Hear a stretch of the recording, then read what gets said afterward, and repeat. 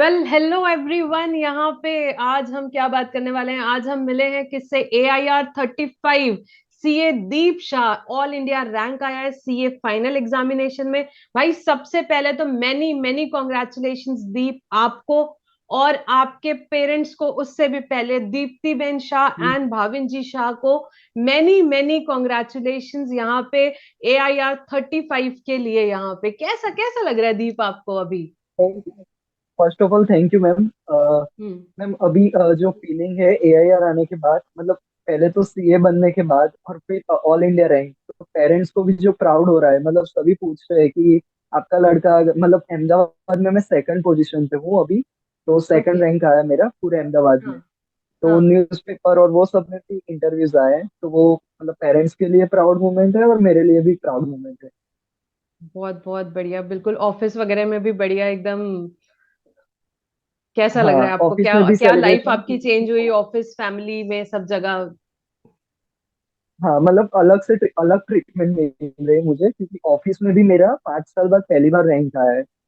अच्छा। और एक्चुअली मेरा आउटस्टेशन ऑडिट में आउटस्टेशन ज्यादा था, तो मेरी टीम में मैं फर्स्ट टाइम हूँ कि मेरा रैंक आया है। अरे वाह, वेरी गुड वेरी गुड। बहुत मजा आ गया भाई आपका रिजल्ट सुन के। Many congratulations to you. अब दीप, थैंक यू मैम। यहाँ पे हम जो बात करेंगे, बहुत सारे स्टूडेंट्स हैं, उनके बड़े सारे चीजें रहती है, क्वेरीज रहती है जो आप उनको गाइड कर सकते हैं। आप AIR 35 आए हैं November 23 एग्जामिनेशन में, तो आप उनको हाँ, बिल्कुल गाइड करें। उनके कुछ कॉमन क्वेरीज है और कुछ स्पेसिफिक आपने क्या मेथड्स अप्लाई की, प्रिपरेशन स्ट्रैटेजी, हम उसके बारे में यहाँ पे डिस्कशन करने वाले हैं इस वीडियो में। तो सबसे पहले मैं आपसे ओके ओके पूछूंगी मैम। कि भाई आपकी overall preparation strategy CA final के लिए क्या रही? हाँ, मतलब जैसे ही मेरा इंटर क्लियर हुआ, मेरा फेब्रुवरी नवंबर 2020 में मैंने अटेम्प्ट दिया था और फेब्रुवरी 2021 में रिजल्ट डिक्लेयर हुआ। तभी ओके। मैंने डिसाइड किया था कि मेरे इंटर में थोड़े मार्क्स से रह गया था एआईआर के लिए। मेरा गोल था कि मुझे फाइनल में एआई लाना है। तो मैंने ओके। स्टार्ट कर दी थी प्रिपरेशन मेरी अप्रैल 2021 से। तो ओके। अप्रैल 2021 से मैंने लेक्चर स्टार्ट कर दिए थे। ओके। और लेक्चर में ऐसे दिखता था कि मतलब लेक्चर के साथ साथ भी मुझे रिवीजन करना है। अच्छा। ओके। तो जब आपने तो लेक्चर अप्रैल पढ़ा, फॉर 2021। एग्जांपल। हाँ हाँ, हाँ, बताइए तो प्लीज। अप्रैल 2021 से मैंने लेक्चर स्टार्ट किए थे। मैंने पूरा प्लानिंग करके रखा था कि मुझे एग्जाम स्टडी लीव से पहले मुझे मेरा कोर्स लेक्चर एक बार खत्म करना है मेरी साइड अच्छा। से। ओके। ओके। हाँ। और आपकी लीव कितने महीने की थी? मेरी लीव 5 मंथ्स थी। जून 2023 से स्टार्ट हुआ था मेरी लीव। June okay. टू अक्टूबर 2023। अच्छा। तो ये जो जून की लीव थी, उसके पहले पहले मई तक हाँ, के आपने सारे उसके पहले। ऑलमोस्ट सब्जेक्ट्स कंप्लीट कर लिए? Yes yes. लेक्चर्स कंप्लीट कर दिए थे और मेरी साइड से एक बार कोर्स कंप्लीट हो गया हाँ, एक बार आपका सारा कुछ पढ़ के हो गया था आपकी एग्जाम लीव के पहले। 31 मई 2023 तक के एक रीडिंग आपने था। यहाँ पे पूरे लेक्चर्स कंप्लीट कर लिए थे? Yes yes. हाँ हाँ हाँ। और आपने फिर उसके बाद में मॉक टेस्ट एग्जाम वगैरह कुछ दिए? हाँ, मतलब मैंने लेक्चर्स जब खत्म हुए तभी नहीं दिया था, बट जून से मैंने जब फर्स्ट रिवीजन स्टार्ट किया, तब से मैंने मॉक टेस्ट देना स्टार्ट किया था। मतलब मॉक पहले मैं टेस्ट देना। सब्जेक्ट वाइज जो रिवीजन करता था, वो सब्जेक्ट खत्म हो उसके बाद मैं मॉक टेस्ट दे देता ठीक है। पर्टिकुलरली हर एक सब्जेक्ट के आपके लगभग कितने रिवीजन हुए? था। मेरे 5 टाइम्स रीडिंग हो गए थे। 5 four to readings? Five times मतलब अकॉर्डिंगली। हाँ, मतलब जो डिफिकल्ट सब्जेक्ट है उसमें मैंने ज्यादा रखा था, जैसे ऑडिट है, तो उसमें ओके। मैंने ज्यादा रिवीजन रखा था मेरे पास में। और उसको अलग मतलब ज्यादा फोकस दिया था। वैसे तो सभी सब्जेक्ट इक्वली है, क्योंकि हम्म। 800 मार्क होते हैं, ऑडिट के खाली 100 मार्क होते हैं, तो वो सही बात है। इक्वली रखे थे मैंने। हाँ। अच्छा। Okay okay. डिफिकल्ट पेपर्स जैसे कि आपने बोला कि जैसे ऑडिट के लिए, आपने स्पेसिफिकली ऑडिट के लिए क्या एक्स्ट्रा किया? ऑडिट के लिए मैंने एक्स्ट्रा वैसा किया कि ऑडिट मतलब थियरी सब्जेक्ट है जो बोरिंग हम्म। है, तो मैंने जो हम्म। स्टडी लीव स्टार्ट हुई, तो उसमें मैं ऐसा प्लानिंग रखता था कि मैं सुबह के 2 to 3 आवर्स और डेली 2 महीने तक मैंने ऑडिट पढ़ा था। ओके। ठीक है। अब हम बात करेंगे स्पेसिफिकली आईडीटी से रिलेटेड। सो दीप, आपको आईडीटी में 77 मार्क्स आए, बहुत ही बढ़िया मार्क्स आए। मुझे भी बहुत अच्छा लगा ये आपके आईडीटी के मार्क्स देख के। डेफिनेटली आपको यस सारे ही सब्जेक्ट्स में एग्जामेशन आए, बट हाईएस्ट मार्क्स आपने आईडीटी में अचीव किए। सो आईडीटी में। आईडीटी में यस। आपने क्या आपकी प्रिपरेशन स्ट्रैटेजी रखी थी, वो आप एक बार स्टूडेंट्स को बताएं। ओके। Okay ma'am. मैम मैंने आपके लेक्चर्स परचेस किए थे, जो मैंने जनवरी 2023 से स्टार्ट किए। जो ओके। लेक्चर्स आपके थे 105 आवर्स के, 90 ओके। आवर्स उसमें जीएसटी था और 15 आवर्स कस्टम था। लोग मुझे बोल रहे थे कि आईडीटी में लेक्चर्स लिखने की जरूरत नहीं है, बट मैंने सोचा मुझे कंसेप्चुअल क्लैरिटी लेनी है, तो वो खाली मेरे लेक्चर से ही आती है, क्योंकि आपको भी एक्सपीरियंस ज्यादा होता है। हम हम्म। डायरेक्ट मॉड्यूल से रीडिंग करते या डायरेक्ट बुक से रीडिंग करते तो वो समझ में भी नहीं आता है। तो मुझे ओके। आपके लेक्चर सही में अच्छे लगे थे, और रिव्यूज भी मैंने परचेस रिव्यूज भी देखे थे, तो मुझे वो लेक्चर्स बढ़िया लगे एकदम, क्योंकि एकदम समराइज फॉर्म में, और मेन बुक भी प्रॉपर आपकी थी, और क्वेश्चन बैंक और समरी बुक भी प्रॉपर थी। तो ओके। वो मुझे कंसेप्चुअल क्लैरिटी के लिए लेक्चर्स बहुत ही हेल्पफुल रहे। ओके। आपको ऐसा लगा आपका तो 105 आवर्स में फुल कवरेज हुआ। फुल कवरेज हो गया था। यस। ओके। ओके। सो आपने क्या मतलब किया जैन। पूरा ही कंसेप्चुअली भी रिवाइज हो गया, सभी प्रोविजंस भी कवर्ड हो गए थे, और मतलब बुक्स में भी आ गया, तो वो हेल्पफुल रहा था मेरे लिए 77 मार्क्स अच्छा। स्कोर करने के लिए। और आईडीटी ओके। पे एक ग्रीक भी आ गई थी मेरी। अच्छा। ओके। तो आपने जनवरी 23 से स्टार्ट किए लेक्चर्स देखना। यस। यस। और मेरा जनवरी 2023 और फरवरी 2023 में मेरे लेक्चर्स और मेरा मतलब रीडिंग खत्म हो गया था एक बार का। ओके। तो आपने कैसे पढ़ाई करते थे, आप लेक्चर्स वगैरह देखते थे तब क्या प्रोसीजर आप फॉलो करते थे। हाँ। तो आप जो लेक्चर्स में पढ़ाते थे, मतलब जैसे मेन बुक्स पे जो रीडिंग करवाते थे और क्वेश्चन बैंक क्वेश्चंस एक्सप्लेन करते थे, तो वो साथ साथ में मैं करते गया। फिर मेरा एक चैप्टर के सभी लेक्चर्स खत्म हुए, तो मेरी साइड से मैं फिर से एक बार मेरी साइड से गो थ्रू करता था कि मेन बुक और क्वेश्चन बैंक फिर से एक बार गो ओके। थ्रू किया, और समरी बुक गो थ्रू की। हाँ। ओके। सो मैं एक बार स्टूडेंट्स तो को एक चीज लेक्चर से बोलना एक बार चाहूंगी। मेरी बोलिए। हाँ, लेक्चर से एक बार मेरी क्लैरिटी आ गई कि क्या है मतलब प्रोविजन। ओके। बस। ओके। सो मैं एक बात स्टूडेंट्स को बोलना चाहूंगी, देखो इन्होंने क्या अप्रोच फॉलो किया। लेक्चर्स पढ़े, क्वेश्चन बैंक देखा, उसी टाइम समरी बुक भी देखी, और उसके बाद में जब फॉर एग्जांपल चैप्टर नंबर 2 में हमारे 7 लेक्चर्स हैं, तो वो सातों लेक्चर्स कंप्लीट होने के बाद में उन्होंने खुद से भी एक बार रीडिंग करी। तो उसी टाइम उनकी दो रीडिंग हो गई। तो हम जब लेक्चर्स देखते हैं उसी टाइम हम जब वापस से मेन बुक से क्वेश्चन बैंक से एक बार देखते हैं, तो हमारा फटाफट भी हो जाता है और हमारी एक रीडिंग और हो जाती है, ग्रिप बहुत अच्छी आती है सब्जेक्ट में उससे। तो ये बहुत अच्छा यस। अप्रोच है जो दीप ने फॉलो किया।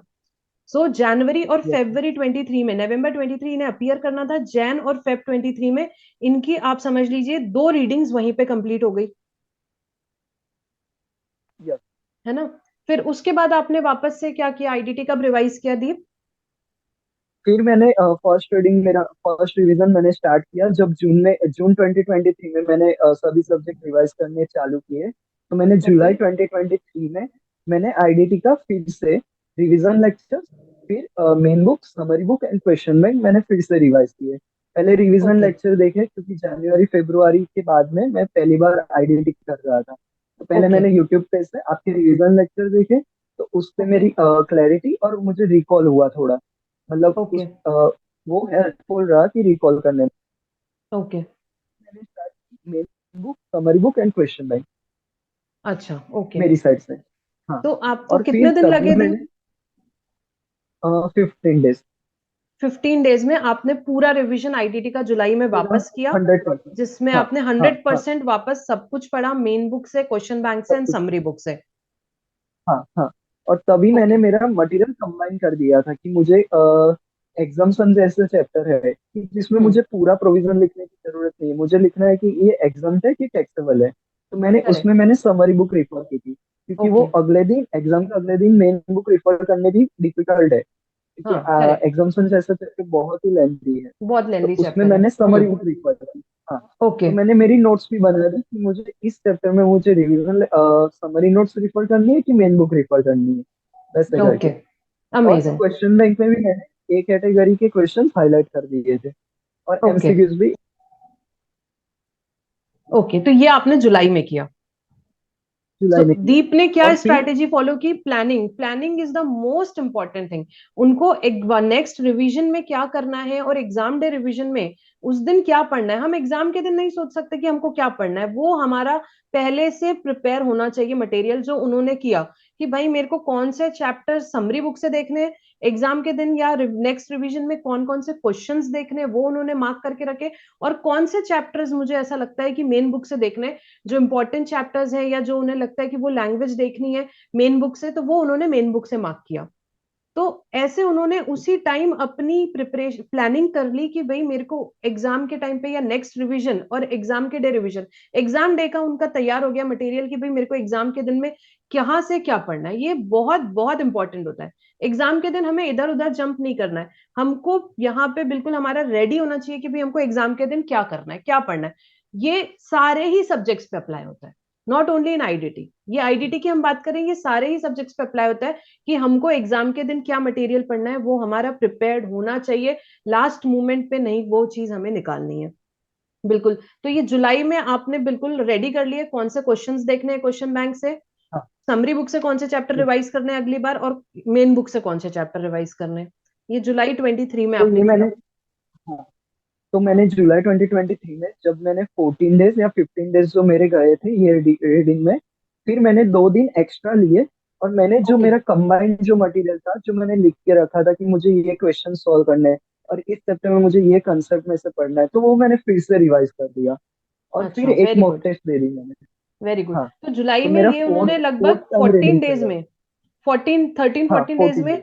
एक बार पूरा 100% कवरेज कर लिया, main book, question bank, summary book, planning बना ली कि हाँ, भाई मेरे को अगले रिवीजन में क्या करना है, और नेक्स्ट 2 दिन में ही उन्होंने वो पूरा मटेरियल रिवाइज करके देख लिया पूरा मटेरियल रिवाइज कर लिया, जो यस, और उन्होंने मॉक अपनी टेस्ट भी प्लानिंग दे दी। बनाई थी। और मॉक टेस्ट भी दे दी। हाँ, अब देखो मॉक टेस्ट हाँ। कितना हेल्पफुल होता है, मॉक टेस्ट आपको कितना हेल्पफुल रहा दीप? मॉक टेस्ट की वजह से मेरी लैंग्वेज डेवलप हो रही थी, क्योंकि आईडीटी में क्या करते हैं लोग कि डायरेक्ट आंसर लिखना चालू करते हैं, बट उसमें प्रोविजन लिखना जरूरी है। तो मतलब करेक्ट। उससे मेरा लैंग्वेज पे ग्रिप आई। और मेरे राइटिंग स्पीड भी मेरी वो हेल्पफुल रहती थी कि हम्म। मेरा पेपर खत्म हो रहा है कि 3 घंटे में कि नहीं।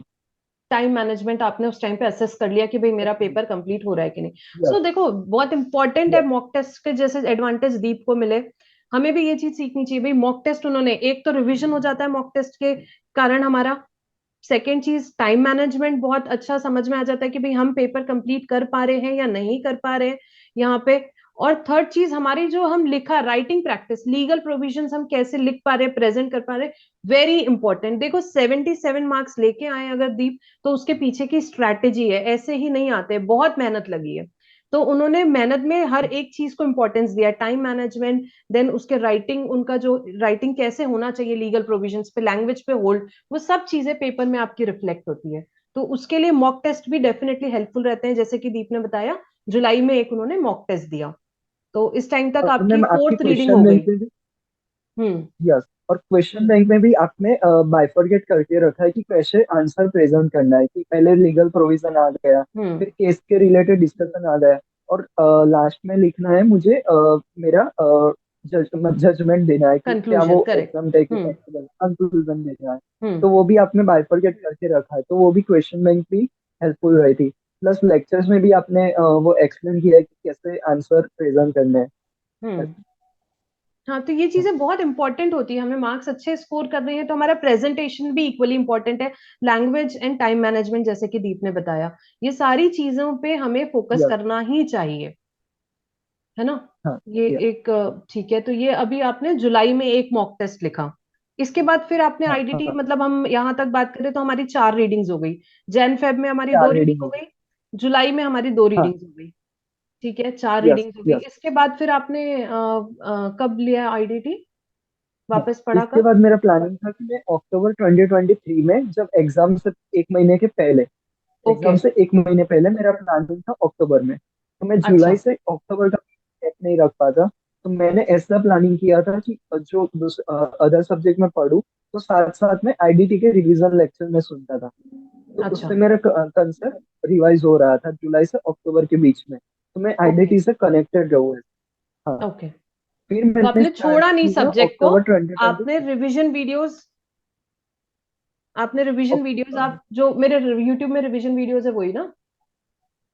यस, यूट्यूब में हाँ। जो आपके रिवीजन लेक्चर्स है वो मैंने रिफर किए थे। और ओके। मैंने वो मतलब उससे मैं कनेक्टेड रहा सब्जेक्ट के साथ। सब्जेक्ट से कनेक्टेड है तो ये this is also very important कि हमें सब्जेक्ट छोड़ना नहीं है, हमें समहाउ हर सब्जेक्ट से कनेक्टेड रहना है। और थोड़ी थोड़ी देर के रिवीजन वीडियोस होते हैं, हमने देख लिया तो हमारे क्या होता है, रिवीजन बहुत अच्छे से होता रहता है। ठीक है, तो जुलाई टू अक्टूबर के बीच में आप रिवीजन वीडियोस देखते रहे बीच बीच में। यस। ठीक है, उसके बाद अक्टूबर में। फिर मैंने अक्टूबर में मैंने जो मेरा रिवीजन लेक्चर आपके ही जो यूट्यूब पे अपलोडेड है, तो वो रिवीजन हम्म। लेक्चर रिफर किए। मतलब पहले रिवीजन लेक्चर देखते हैं तो वो मतलब फटाफट उसका रिवीजन कंप्लीट होता है। तो ओके। पहले रिवीजन लेक्चर देखे, और फिर मैंने जो मेरा कंबाइंड मटेरियल किया था और क्वेश्चन बैंक के एक कैटेगरी क्वेश्चन, तो मैंने वो फिर से रिवाइज कर दी। ओके, कितने दिन लगे दीप आपको इसमें? उसमें 4 डेज में मेरा कंप्लीट हो गया था। 4 डेज में आपने रिवीजन लेक्चर्स देख लिए, एक कैटेगरी क्वेश्चंस कर लिए आपने, और जो आपने मटेरियल बनाया था कि भाई कौन से चैप्टर्स आपको समरी बुक से पढ़ने हैं, कौन से मेन बुक से पढ़ने हैं, वो पूरा रिवीजन आपका 4 डेज में हो गया। 4 डेज में हो गया, और एक मैंने फिर से एक मॉक भी लिख ली थी 4 डेज फिर में से ही। एक मॉक लिखी, अच्छा वो आपने अक्टूबर में ही लिखी? अक्टूबर में ही लिखी थी। हाँ। तो जब हम इतने अच्छे से प्रिपरेशन करते हैं, मतलब this is your fifth reading, correct? Yes. Yes ma'am. हाँ। तो बिफोर जब हम एग्जाम। इतने बिफोर एग्जाम्स, एग्जाम के एक महीने पहले एक आईडीटी की ही हम बात कर रहे हैं, 5 रीडिंग्स हो गई है, तो डेफिनेटली यहाँ पे कॉन्फिडेंट इंसान रहेगा ही रहेगा। उसने 5 बार पढ़ लिया है 4 दिन में, यहाँ पे वो सब्जेक्ट वापस से रिवाइज कर पा रहा है अक्टूबर में 4 डेज में, with mock test. 2 mock test दे चुके, तो यही फॉलो हमको करना है। हमें अगर ऐसी सक्सेस चाहिए, एआईआर चाहिए, 77 मार्क्स चाहिए, 70+ मार्क्स चाहिए, तो हमें ये फॉलो ही करना पड़ेगा। हो सकता है किसी को कुछ कम रीडिंग्स लगे, किसी को कुछ ज्यादा रीडिंग्स लगे, depending upon subject to subject. ये आपको चूज करना पड़ेगा कि किसी सब्जेक्ट में आपको कुछ ज्यादा रीडिंग्स लगे, किसी सब्जेक्ट्स में कम रीडिंग लगे। बट आपको यहाँ पे एक बार पढ़ने से नहीं होता भाई सीए फाइनल में। हमको यहाँ पे पढ़ना पड़ेगा बार बार, और हमको रिवीजन करना पड़ेगा, मॉक टेस्ट देना पड़ेगा, यहाँ पे बिल्कुल अच्छा प्रेजेंटेशन लिखना पड़ेगा, टाइम मैनेजमेंट करना पड़ेगा। जब सब कुछ हम कॉम्बिनेशन में करेंगे तो हम डेफिनेटली 77 मार्क्स, 70 मार्क्स, 70+ मार्क्स बिल्कुल स्कोर कर सकते हैं यहाँ पे। बिल्कुल। और ठीक है दीप, तो फिर यहाँ पे ये हमारा जो हुआ, आपका अक्टूबर में 4 डेज में कंप्लीट हो गया यहाँ पे आपका रिवीजन। इसके बाद फिर यस आपने मैम। आईडीटी कब पढ़ा? फिर मैंने एग्जाम से पहले एग्जाम एग्जाम के के पहले, 1.5 दिन ओके। जो मिलते हैं उसमें, हाँ, ओके। तो उसमें भी मेरा प्लानिंग रेडी था। ओके। उसमें मेरा हो गया था, तो मतलब अक्टूबर से नवंबर के बीच में मैं 1.5 दिन में कंप्लीट कर पाऊँ। तो उसके ओके। लिए मैंने फिर मैंने जो समराइज मेरा जो मटेरियल था वो, और फिर क्वेश्चन बैंक रिफर की थी, जो ए कैटेगरी के सम थे। और ठीक है। मतलब अगर आईटीसी जैसा चैप्टर है जो बहुत लेंदी है, तो उसमें मैंने रिवीजन लेक्चर रिफर कर दिए थे 1.5 दिन में। तो मेरा वो ओके। लेक्चर के रिवीजन भी जल्दी हो गया था। तो ओके। वो हेल्पफुल रहता है कि आईटीसी जैसा चैप्टर मेरा फटाफट रिवाइज हो गया। ओके।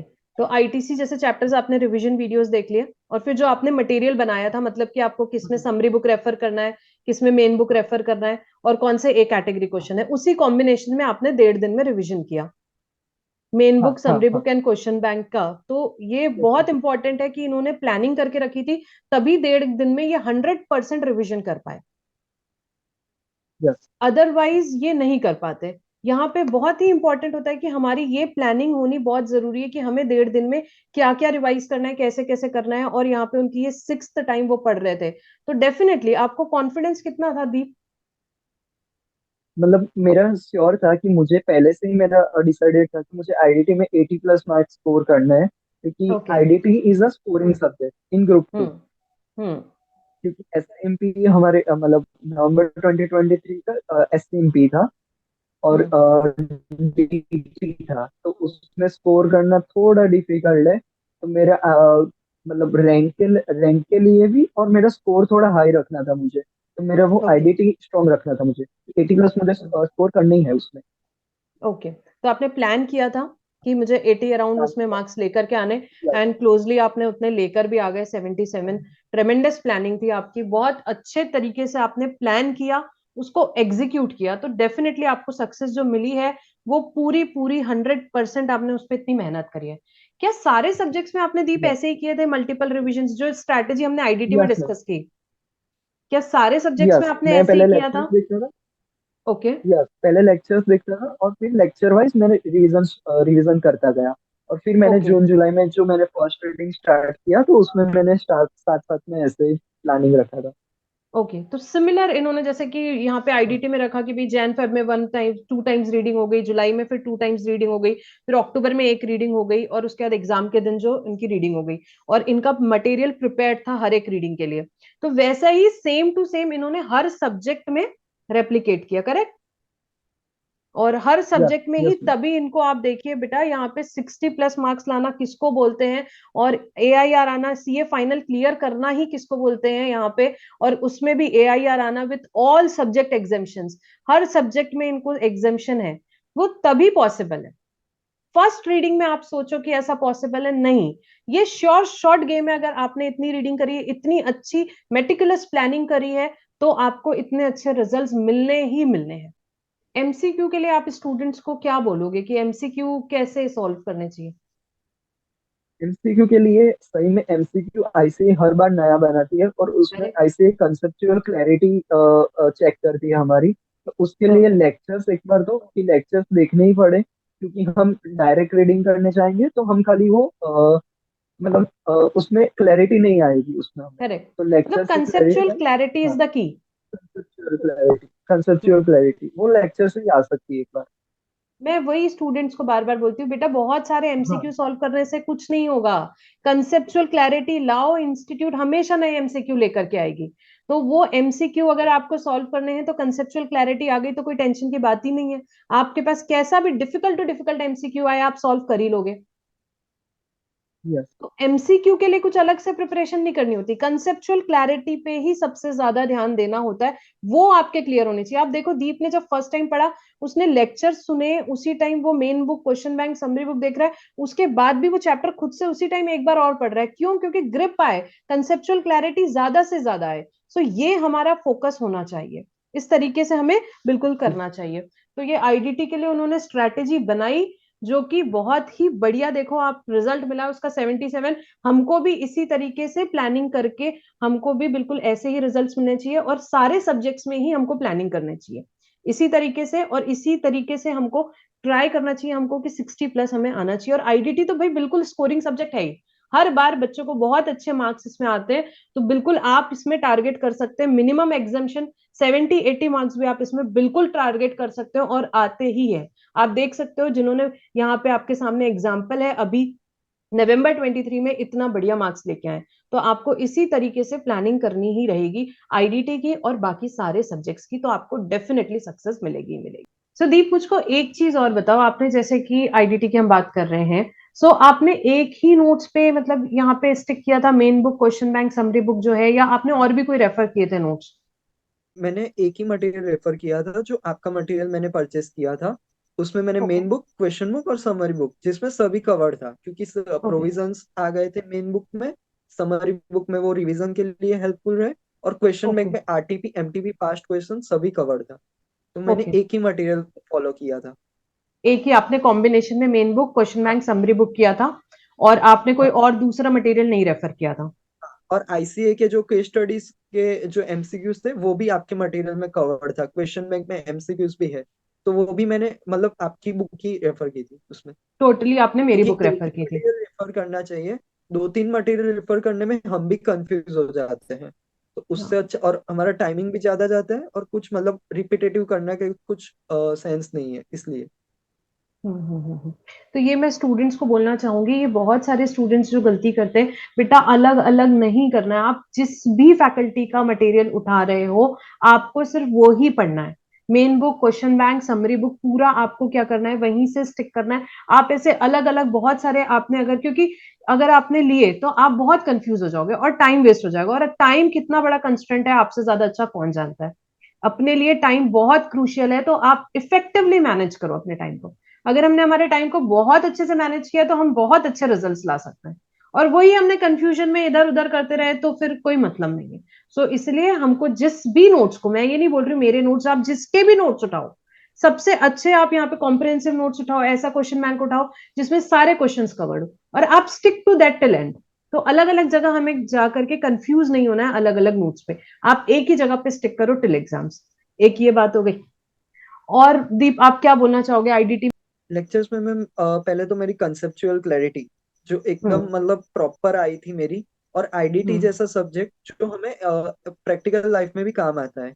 और हम्म। मतलब अभी क्या कर रहे हैं स्टूडेंट्स कि वो बर्डन की तरह पढ़ रहे हैं कि मुझे हम्म। पढ़ना है, बट हम्म। ऐसा नहीं। मतलब प्रॉपर अगर अच्छे से पढ़ोगे तो वो माइंड में भी जल्दी से उतर जाएगा, हम्म। मतलब वो जल्दी से चला जाएगा। तो हम्म। वो अगर मतलब पढ़ना तो है ही, एंजॉय करते हम्म। करते भी पढ़ना है, और मतलब दूसरी तरीके से भी पढ़ना है, तो उससे बढ़िया आप एंजॉय करके पढ़े। और हम्म। आईडीटी के आपके लेक्चर्स इतने मतलब बढ़िया थे, तो मतलब एंजॉयमेंट भी वहां पे भी हो जाता था, और मतलब वो अच्छा भी लगता था, और मतलब पूरे कंसेप्चुअल क्लैरिटी क्लैरिटी आती थी उससे। हम्म। हम्म। तो मतलब एंजॉय करके भी पढ़ना है, और दुखी होने की पढ़ना है, तो एंजॉय हम्म। करने से ज्यादा वो अच्छा रहता है। सो बेटा बहुत इंपॉर्टेंट, कितनी अच्छी बात बताई दीप ने, इट्स ऑल अबाउट एटीट्यूड। हमको पढ़ना तो है ही, सीए में आ गए हैं। जब आए थे फाउंडेशन में तब सोच के आए थे हमने यहाँ पे क्या कि हमको सीए बन के निकलना है। तो अब हमें क्यों डिमोटिवेट होना है, क्यों हमें वरना अरे यार पढ़ना है पढ़ना है, अरे क्यों भाई, खुश होके पढ़ो। इतना ब्यूटीफुल लॉ है, इतनी बढ़िया चीज है, कितना नॉलेज हमें ग्रास्प करने मिल रहा है। सो इसको एज ए अपॉर्चुनिटी लो और बहुत खुश होकर के पढ़ाई करो, अच्छी से प्लानिंग करो, सक्सेस मिलनी ही है, सक्सेस के लिए पढ़ रहे हैं, अपने पेरेंट्स के हैप्पीनेस के लिए पढ़ रहे हैं, अपनी सक्सेस के लिए पढ़ रहे हैं। तो हमें बहुत खुश होकर के पढ़ना है। और ये आपको डेफिनेटली टैक्सेशन तो लाइफ टाइम काम आना है। इनडायरेक्ट टैक्स, डायरेक्ट टैक्स, जो भी सीए की फील्ड से है यहाँ पे, तो ये हमारे बिल्कुल हमारा अच्छा होना ही ये सब्जेक्ट चाहिए। तो हमें जो सब्जेक्ट पढ़ना है वो बहुत खुश होकर के कंसेप्चुअल क्लैरिटी से सब्जेक्ट को समझते हुए यहाँ पे पढ़ना चाहिए। सो जैसे दीप ने बोला, बिल्कुल हमें ये सब्जेक्ट को इंजॉय करते हुए बिल्कुल पढ़ना चाहिए, इतना ब्यूटीफुल लॉ है। ठीक है। सो ये बात हुई। अब कुछ हम और भी बात करते हैं। दीप मुझे आप एक बात बताओ, आप डेली कैसे शेड्यूल मैनेज करते हो, टाइम एंड ऑल दैट, मतलब कितने घंटे आप पढ़ाई हाँ करते हो, बच्चे पूछते हैं। हाँ, मतलब एग्जाम न्यूज से स्टार्ट होने से पहले मैं जब आर्टिकल सीख का जो टाइम पीरियड था, तो उसमें मेरे हम्म। एक्चुअली आउटस्टेशन ऑडिट मेरे बहुत ज्यादा थे। तो भी अच्छा। मतलब पढ़ना तो है ही, तो भी मतलब हाँ। 3-4 घंटे के लेक्चर तो देखने ही है, क्योंकि ओके। नहीं पढ़ूंगा तो मेरा बैकलॉग क्रिएट हो जाएगा, क्योंकि मुझे मई 2023 तक लेक्चर्स खत्म करने ही थे। तो ओके। वो ओके। पढ़ना तो पड़ेगा, हार्डवर्क तो हम्म। करना ही पड़ेगा, उसके बिना हार्ड तो वर्क करना कुछ नहीं पड़ेगा। होगा। हम्म। हाँ हाँ तो हाँ। हार्ड वर्क के और अलावा फिर कोई ऑप्शन नहीं है भाई, सीए फाइनल में पढ़ना तो पड़ेगा ही, सीए में आए हैं तो। किस्मत हाँ काम करती है थोड़ी सी, पर पहले हमको हार्डवर्क करना पड़ता है, तब हमारे साथ में हमारी किस्मत चलती है। दोनों चीजें साथ में हाँ। चाहिए हमें, तो hard work is very very important. ठीक है। सो और आप फिर कितने मैंने घंटे लगभग स्टडी पढ़ते में थे जो एग्जाम के पहले 5 महीने? 5 महीने में मैंने 12 to 14 आवर्स का मेरा नेट रहता था। 12 to 14 आवर्स। मतलब मैं 18 घंटे लाइब्रेरी जाता था, बट मैं एक ओके। मेरी हैबिट थी कि मैं स्टॉप वॉच चालू करता था, जो भी मैं अरे वाह। आवर्स में जो पढ़ रहा हूँ उसमें मेरी हम्म। स्टॉप वॉच चालू रहती थी। तो मुझे डेली का पता चलता था कि मैं आज कितने घंटे पढ़ा, फिर कल मुझे कितने घंटे बढ़ाने हैं, तो वो मेरा नेट आवर्स निकल रहा था उससे। Very good very good. Productive hours होने चाहिए ना हमने, कि हमारे कितने प्रोडक्टिव बिल्कुल आवर्स हैं, ब्रेक वगैरह हटा के, कि हमने कितने घंटे पढ़े। तो भाई ये जो 12 घंटे की बात हो रही है यहाँ, ये प्रोडक्टिव आवर्स की बात हो रही है। तो बिल्कुल। इतना पढ़ना हाँ पड़ेगा भाई, 5 मंथ्स हमको एग्जाम के टाइम पे यहाँ पे। ठीक है। और एक सबसे बड़ी स्टूडेंट्स को दिक्कत आ रही है भाई, सोशल मीडिया, क्या करे इसका, आपने कैसे मैनेज किया है सोशल मीडिया को? सोशल मीडिया में मैंने ऐसे किया था कि एक नोटिफिकेशन बंद करने का ऑप्शन आता है वो, और मेरा नेटवर्क जो व्हाट्सएप है, इंस्टा है, तो उसमें मेरे मैसेज ही नहीं आया है, वो डेटा सेल नेटवर्क मैंने ऑफ कर दिया था। तो मुझे स्टडी के टाइम पे मुझे कोई मतलब डिस्टरबेंस नहीं होता था, ओके। तो वो मेरा डिस्ट्रैक्शन हट गया था। और फिर मैं जब रात को घर आऊँ लाइब्रेरी से, तब मैं 15-20 मिनट में व्हाट्सएप और इंस्टा वो सब देख लेता था। Okay. So this is discipline भाई, कि दिन में सिर्फ 15-20 मिनट सोशल मीडिया देखना है हमको, वो भी हमें, ताकि हमें अपडेट्स मिल जाए। ठीक है, इनसे हम थोड़ा रिलैक्स भी हो जाते हैं। तो हमें इतना ही टाइम देना चाहिए डिसिप्लिन से, इससे ज्यादा की नीड नहीं है एग्जाम टाइम में। तो एग्जाम टाइम में सोशल मीडिया सबसे बड़ा डिस्ट्रैक्शन है बेटा। हमारा मेन गोल है यहाँ पे सीए का एग्जाम क्लियर करना, अच्छे मार्क्स लेके आना, अपने पेरेंट्स को प्राउड करना। तो कोई फर्क नहीं पड़ता 2-4 महीने अगर हमने सोशल मीडिया बंद भी कर दिया, तो कोई फर्क नहीं पड़ता। हम बाद में देख लेंगे आराम से सोशल मीडिया सीए बनने के बाद में, फिर तो हमें आना ही है यूट्यूब चैनल पे इंटरव्यूज ही देने हैं इतने अच्छे से, हम अगर ये काम करेंगे तो। हमको ये चीज ध्यान रखनी है कि सोशल मीडिया हमें बहुत डिस्ट्रैक्शन हो गया आज के टाइम पे। हमें उसे मिनिमम करना है। ठीक है, आपने 15-20 मिनट आधा घंटा देख लिया, दैट इज ओके। उससे ज्यादा ऐसा नहीं कि हमारा बहुत ज्यादा टाइम सोशल मीडिया में जा रहा है, ये हमें ध्यान रखना चाहिए। और आपने कुछ सोशल इवेंट्स वगैरह कुछ अटेंड किए बेटा 5 मंथ्स में? यस, वो खाली सितंबर में जो गणेश चतुर्थी आती है तो उसमें मैंने एक गणपति इवेंट बप्पा। वो ज्वाइन किया था। हाँ, क्योंकि हम्म। मैं गॉड में भी बिलीव करता हूँ, तो मेरा वो रिलैक्सेशन भी हो जाता है, और फिर हाँ। मतलब मेरा सभी मतलब रिफ्रेशमेंट भी हो जाता है उससे, और मुझे ओके ओके। माइंड भी अच्छा लगता है क्योंकि हम्म। वो करे तो हाँ। उसके अलावा शादी ये वो बहुत सारे कुछ ऐसे इवेंट्स आपने बहुत अटेंड नहीं उसका किए? कुछ कुछ कुछ तो this is what is called as कुछ नहीं। सैक्रिफाइसेस, हमें करने पड़ते हैं अच्छे रिजल्ट के लिए, अच्छी सक्सेस के लिए। ठीक है, थोड़ा बहुत रिफ्रेशमेंट ठीक है, बट हमको मेजर एग्जाम के 1-2 महीने पहले ये सारी चीजें थोड़ी सी अवॉइड करनी चाहिए। डिस्ट्रैक्शन नहीं होता है, हमारा मेन फोकस गोल हमारा बहुत क्लियर होना चाहिए, जैसे कि दीप ने यहाँ पे रखा। अब दीप मुझे एक चीज बताओ, आपको यहाँ पे स्टूडेंट्स को आप क्या टिप्स दोगे कि भाई 3 आवर्स जो एग्जाम के हैं वो कैसे मैनेज करना? बड़ा स्ट्रेसफुल टाइम होता है, उसको कैसे प्लान किया आपने, कैसे मैनेज किया वो 3 आवर्स? एक तो मैम पहले तो कि पेपर देख के घबरा नहीं जाना है।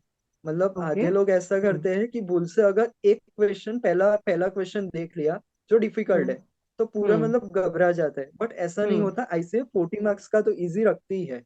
तो वो हम्म मतलब घबरा नहीं जाना है। और पहले 15 मिनट्स में मैं ऐसा टारगेट करता था कि कौन सा क्वेश्चन मुझे अटेम्प्ट नहीं करना है, और फर्स्ट हम्म क्वेश्चन तो मुझे करना ही है, तो वो लास्ट में ही हम्म देखना चाहिए फर्स्ट क्वेश्चन, क्योंकि ऐसे डिफिकल्टी पूछती है हम्म। 80% टाइम।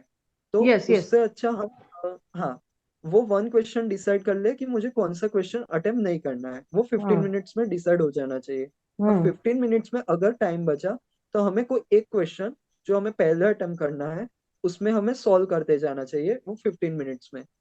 तो अगर ओके। जैसा हमारा राइटिंग टाइम स्टार्ट हो, तो हम 20 मार्क्स का वो एकदम ग्रिप से और मतलब एकदम जल्दी से वो खत्म कर सके, अगर सॉल्व हम्म किया है तो। हम्म। हाँ। ओके। और एमसीक्यू जो भी सब्जेक्ट में होंगे, मतलब आईडीटी में 30 मार्क्स के जो एमसीक्यू होते हैं, तो उसमें डिसाइड करके जाना पड़ता है कि 45 मिनट से मुझे देनी है। ज्यादा मैं हम्म लूंगा तो मेरा ड्यू पार्ट छूट जाएगा। उससे हम्म अच्छा मतलब क्या ऐसा रहता था कि मैं पहले ही एमसीक्यू अटेम्प्ट कर लेता था थर्टी हम्म मार्क्स के। हम्म। वो मेरा 40 मिनट्स तक हर एक जो भी सब्जेक्ट में एमसीक्यू थे, उसमें मेरे 45 मिनट्स तक तो हो ही जाता था। तो मुझे ओके, 70 मार्क्स के लिए टाइम मेरा बच जाता था। बच जाता था। ओके, तो आपने ऐसे प्लान किया था आपका पेपर। हाँ। लेंदी पेपर में आप क्या स्ट्रैटेजी रखते थे? कुछ पेपर्स जैसे लेंदी आते हैं। हाँ, मतलब लेंदी पेपर में ऐसा होता है कि सभी फिर क्या करते हैं कि डायरेक्ट आंसर पे शिफ्ट हो जाते हैं। बट हम्म। ऐसा नहीं करना चाहिए। मेरे हिसाब से ऐसा होना चाहिए कि 60-40 का रेशियो होना चाहिए, कि ओके 60 मार्क का मैं ऐसे अटेम्प्ट करूँ पहला, कि जिसमें से मेरा 40 आ जाए। तो उसमें मैं क्वालिटी पे हम्म। फोकस करूंगा। मैं पहले ओके। लीगल प्रोविजन लिखूंगा, फिर हम्म। केस का पार्ट लिखूंगा, और फिर मेरा कंक्लूजन होगा। तो वो पेपर ओके। चेक कर मतलब कॉन्फिडेंस आता है प्रेजेंटेशन देख के। तो वो हम्म। 60 में 40 आ गए। फिर जो बाकी का 40 था, उसमें अगर टाइम नहीं है, तो फिर डायरेक्ट मतलब आंसर से या प्रोविजन थोड़ा आंसर्स शॉर्ट लिख करके दिए, लिख। शॉर्ट में लिख तो दिया, हाँ। उसमें 20 आ जाए, तो मेरा हम्म। एग्जाम्सन तो हर सब्जेक्ट में आ सकता है कि 40+20 करके 60 तो आ ही जाता है। तो वो सिक्सटी हाँ फोर्टी की स्ट्रेटेजी होनी चाहिए। हाँ, तो ये देखो आप इसी स्ट्रेटेजी पे इन्होंने एग्जामेशन लेके आ गए। तो लेंदी पेपर भी आए, तो 60 मार्क्स का पेपर उन्होंने बहुत अच्छे से क्वालिटी आंसर लिखे, और जिसमें लीगल प्रोविजंस एंड सारी चीजें उन्होंने डिटेल में लिखी। रेस्ट 40 मार्क्स का पेपर थोड़ा लीगल प्रोविजन शॉर्ट में कर दिया। उस केस में भी इन्होंने पूरा पेपर अटेम्प्ट कर पा रहे हैं, और बहुत अच्छे से अटेम्प्ट कर पा रहे हैं। Time management is very important lengthy papers के केस में। टफ पेपर में, लेंदी पेपर्स में आपको ये स्ट्रैटेजी रखनी चाहिए स्टूडेंट्स को। बिल्कुल। और एक चीज आप मुझे बताओ, आपको इतना मोटिवेशन कहाँ से आया भाई? सारे स्टूडेंट्स तो क्या मतलब हो जाते हैं, बच्चे थोड़े डीमोटिवेट हो जाते हैं, आप उनको बताओ कि कैसे मोटिवेशन है। दोनों ग्रुप दिए, दोनों ग्रुप की इतनी बढ़िया पढ़ाई करी, इतने महीनों इतनी अच्छी प्रिपरेशन रिवीजन, उसके बाद आप क्लियर भी हो गए, ऊपर से AIR 35 भी। क्या विच कीप्स यू मोटिवेटिंग? मतलब मुझे ऐसा था कि मुझे पेरेंट्स ने मेरे पेरेंट्स ने बहुत ही मेहनत की है कि अभी तक 21 ईयर्स के मेरे, तो बहुत ही मेहनत की है, तो मुझे उनको एक गिफ्ट देनी थी कि मैं उनको भी हम्म। फेमस करूं मेरी मेरी साइड से। तो मतलब अभी ऐसा है कि एआईआर आने के बाद वो लोग भी मतलब उनका भी मतलब न्यूज़पेपर में नाम आ रहा है, वो सब आ रहा है, तो वो लोग भी उतना हम्म। मतलब खुश है, प्राउड है, तो मुझे गिफ्ट देनी थी उनको। तो वो मतलब भगवान के आशीर्वाद से और पेरेंट्स के आशीर्वाद से वो मैंने उनको मतलब दी है वो गिफ्ट। ये सबसे बड़ा मोटिवेशन था दीप का, और यही हम सबका भी होना चाहिए। बिल्कुल, ये मोटिवेशन बड़ा इंपॉर्टेंट है। हमारे पेरेंट्स को जो खुशी होती है हमारे लिए, वो इतना प्राउड फील करते हैं हमको, बस वो हमारा हमेशा मोटिवेटिंग फैक्टर होना चाहिए। क्या कोइंसिडेंस की बात है। देखो दीप, आज मैंने भी जब डीसा एग्जाम दिया था, आज ही का दिन था मेरा AIR 2 आया था, और आज ही मैं आपका इंटरव्यू ले रही हूँ। मैं उस दिन भी उतनी खुश थी, आज भी मैं उतना ही खुश हूँ आपके रिजल्ट्स को लेकर के। तो पेरेंट्स के जो खुशी देखनी है बेटा, बस उसको मोटिवेशन बनाओ। बाकी सारे चैलेंजेस आप ओवरकम कर जाओगे, अगर आपने माइंड में ये बेस में मोटिवेशन रखा कि भाई मेरे को मेरे पेरेंट्स को प्राउड फील कराना है, उनको खुशी होना है, उनको बहुत अच्छा लगेगा आप लोग जब CA बन जाओगे, इतने अच्छे मार्क्स लेकर के आओगे। तो वो मोटिवेशन फैक्टर से अगर आप आगे बढ़ोगे, तो डेफिनेटली आपको सक्सेस मिलनी ही मिलनी है। तो ये हमेशा हमारा मंत्र होना चाहिए, हमको पेरेंट्स को खुश करना है, प्राउड करना है। तो जितने चैलेंजेस है, पढ़ाई नहीं हो रही है, नींद आ रही है, बहुत ज्यादा टफ है, सब कुछ ओवरकम कर जाओगे, कोई चैलेंज बचेगा ही नहीं। और इतनी अच्छी प्लानिंग करोगे तो सब कुछ ऑटोमेटिकली ओवरकम होते जाएगा। जब चीज पहली बार में नहीं समझ आई, दूसरी बार में, तीसरी बार में, चौथी बार में, पांचवी बार में, इतने रिविजन जब हम करते हैं, हमको पहली दूसरी बार में ही चीजें समझ आती है, और उसके बाद तो हमारी क्या ग्रिप आती है सब्जेक्ट में कि हम बिल्कुल एग्जामेशन अचीव कर ही लेते हैं। तो हमको ऐसी स्टडी प्लानिंग बिल्कुल जैसी दीप ने करी है, मुझे तो बहुत ही प्राउड है दीप के ऊपर, जो दीप ने जो मेटिकुलस प्लानिंग करी है और जैसे उसको एग्जीक्यूट किया। आई am very very proud of you Deep. Many thank you ma'am. Congratulation. Ma'am उसमें आपका भी गाइडेंस, जो लेक्चर में आप गाइडेंस देते थे वो भी मतलब अच्छा मतलब काम में आया, तो वो मतलब एक तरीका पता चलता था कि कैसे एग्जीक्यूट करना है, कि क्वेश्चन हम्म। पेपर में क्या डिफिकल्टी आती है। वो मतलब लेक्चर से वो क्लैरिटी आती थी कैसे पेपर प्रेजेंट करना है हम्म। वैसे। तो कौन से क्वेश्चंस हाईलाइट करने हैं, तो वो आपकी बुक में भी वो था, और आप मेन बुक में भी लेक्चर्स में भी समझाते थे कि कौन से क्वेश्चंस हाईलाइट करवाने हैं, तो वो भी हेल्पफुल रहा था मेरे लिए। तो hmm. I am very thankful to you ma'am also, कि आपके लेक्चर्स और बुक्स मुझे बहुत ही मतलब काम में आए, और हाईएस्ट मार्क्स जो स्कोर करने के लिए काम में आए। Thank you Deep, thank you so much. बस ये स्टूडेंट्स की सक्सेस के लिए ही सारी मेहनत करते हैं सारे टीचर्स, और जब स्टूडेंट्स को सक्सेस मिलती है तो इतनी खुशी होती है, जैसा लगता है कि हमने खुद सक्सेस पा ली है यहाँ पे। So thank you so much Deep. और आप स्टूडेंट्स को लास्ट में क्या बोलना चाहोगे, बोलो। अ, मैं एक ही मतलब मतलब बोलना चाहूंगा कि work hard because someone is waiting to see you successful and they are none other than your parents.